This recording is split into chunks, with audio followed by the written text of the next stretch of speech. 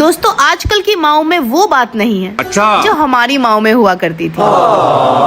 आजकल की माएँ अपने आप को कुछ ज्यादा ही स्मार्ट समझने लगी हैं। अगर इनके बच्चों ने खाने से मना कर दिया तो वो उन्हें हजारों ऑप्शन देगी। बेटा पास्ता खा ले, बेटा मैगी खा ले, बेटा पिज्जा खा ले, बेटा बर्गर खा ले। बात तो सही है। लेकिन हमारी माएँ सिर्फ हमें 2 ऑप्शन देती थी। अच्छा, या तो खाना खा ले ठीक है। या फिर लात खा ले। और हम दोनों खाते थे। पहले लात